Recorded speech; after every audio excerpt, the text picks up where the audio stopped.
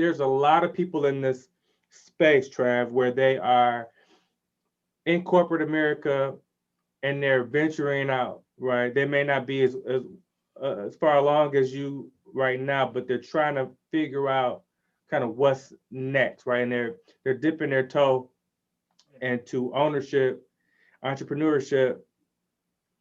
How, like, tell me when it became important to you, and then how have you maintained that balance between like your sort of 9 to 5, right, and then this venture that of course you would love for it to become your 9 to 5 eventually. Like, talk about the balance and sort of what led you down this path to begin with.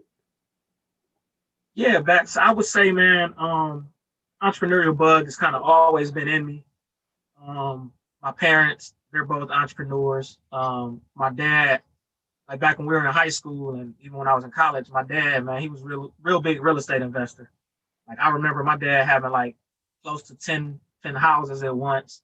Wow. Would do our repairs himself. Um, and so I kind of watched him, just how he managed them, how he talked to people, talked to his tenants.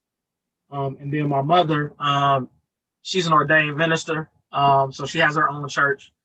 She acquired her ministry in the year 2000. Okay. And so obviously a church, I mean, it's ran like a business. I mean, you still have, bills to pay, you got stuff to manage, you got payroll, all that type of stuff. And so I always knew I wanted to be an entrepreneur. I just didn't know exactly what I wanted to do. Um, and then it got important to me, I would say around 2010. I graduated college in 2004. So I was in the corporate world for about 6 years, and I just knew that you know, some things that happened back, I got passed up on a couple of promotions. I mean, I'm sure we can all, attest to that, some things that we didn't think that was fair. And it's like, if I can take control of ownership, then I won't have to answer to nobody but myself. I won't even have to worry about that. And then I can teach people what to do, what not to do when I start hiring people onto my staff. So, and then I look at my son, I got a little boy. I think our son's about the same age. My son is 5. Yeah, Oh, my son he'll be 5 in April.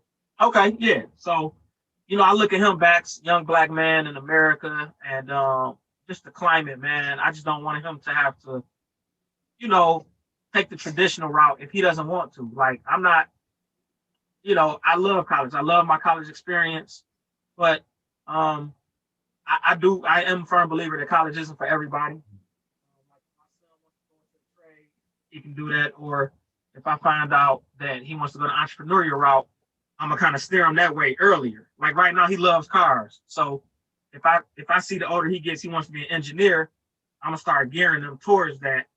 You know what I mean? And kind of just help guide him, man. And just let him know ownership is the way to go. Like Yeah. ownership, man. If you own your stuff, you don't have to worry about nobody taking it. You in control. You kind of control your own destiny. Yeah. And I got that from my dad, man. When I graduated, I started working. I was like, cool, man. I got out of college, got a good job. I was making a good salary. I told my dad, like, I'm ready to buy my own house. He was like, nope. He's like, nope. You're gonna stay with me and your mom for 2 years. You're gonna stack your bread. No, I'm sorry, Bax. I was about to get my own apartment. And he was like, nope. You're gonna stack your bread for 2 years. You're gonna buy your first house you're gonna own. So like I've never rented, and that's a Wow. principle that my dad kind of instilled in me earlier. And I'm gonna do the same with my son.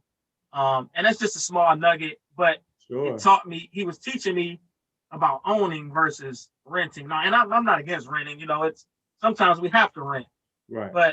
but he kind of instilled that ownership in me and acquiring assets early. And so I'm gonna pass that down to my son. And so yeah, man, just you know, ownership is key to me, man. Yeah. Like you control your destiny when you own stuff. Yeah. No, that's an awesome story.